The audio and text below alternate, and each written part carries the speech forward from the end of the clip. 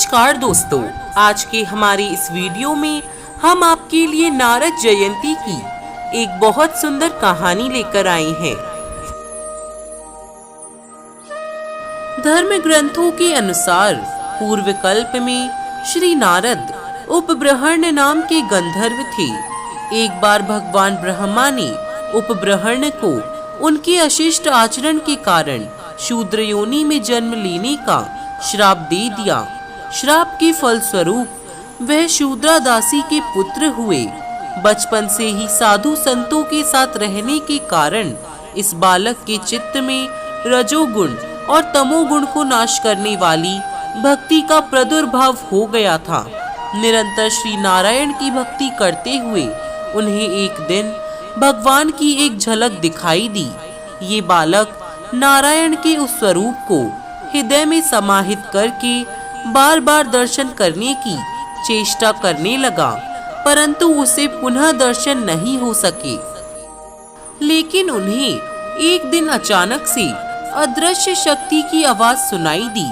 हे दासी पुत्र, अब इस जन्म में फिर तुम्हें मेरे दर्शन नहीं होंगे, लेकिन अगले जन्म में तुम मेरे पार्षद हो जाओगे। 1 सहस्त्र चतुर्योगी बीत जाने पर ब्रह्मा जागे और उन्होंने सृष्टि करने की इच्छा की। तब उनकी इंद्रियों से मरीचि आदि ऋषियों के साथ मानस पुत्र के रूप में नारद जी अवतरित हुए और ब्रह्मा जी के मानस पुत्र कहलाए। तभी से श्री नारायण के वरदान से नारद मुनि वैकुंठ सहित तीनों लोकों में बिना किसी रोक टोक के विचरण करने लगे। नारद मुनि को अजर अमर माना गया है। माना जाता है कि वीणा पर तान छेड़कर प्रभु की लीलाओं का गान करते हुए ये ब्रह्म मुहूर्त में सभी जीवों की गति देखते हैं। वही रामायण के एक प्रसंग के अनुसार कहा जाता है कि नारद मुनि के श्राप के कारण ही त्रेता युग में भगवान राम को माता सीता से अलग रहना पड़ा था। नारद मुनि को अहंकार हो गया कि उनकी नारायण भक्ति और ब्रह्मचर्य को कामदेव भी भंग नहीं कर सकते।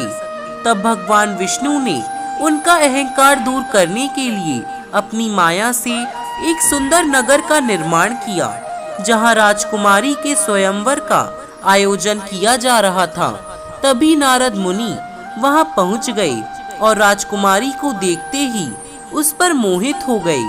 उस राजकुमारी से विवाह करने की इच्छा लेकर उन्होंने भगवान विष्णु से उनके जैसा सुंदर स्वरूप मांगा। नारद भगवान विष्णु से सुंदर स्वरूप लेकर राजकुमारी के स्वयंवर में पहुँचे।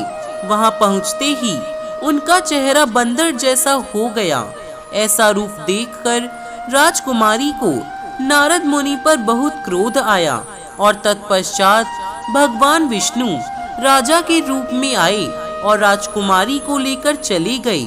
इस बात से क्रोधित होकर नारद जी भगवान विष्णु के पास गए और श्राप दे दिया कि जिस तरह आज मैं स्त्री के लिए व्याकुल हो रहा हूँ, उसी प्रकार मनुष्य जन्म लेकर आपको भी स्त्री वियोग सहना पड़ेगा। परंतु माया का प्रभाव हटते ही नारद जी को बेहद दुख हुआ, तो उन्होंने भगवान से क्षमा याचना की। लेकिन तब भगवान विष्णु ने उन्हें समझाया कि ये सब माया का प्रभाव था, इसमें आपका कोई दोष नहीं। इस प्रकार यह कथा समाप्त होती है। तो दोस्तों, कैसी लगी आप सभी को आज की हमारी यह कहानी? हमें कमेंट बॉक्स में लिखकर जरूर बताइएगा। जय श्री हरि विष्णु।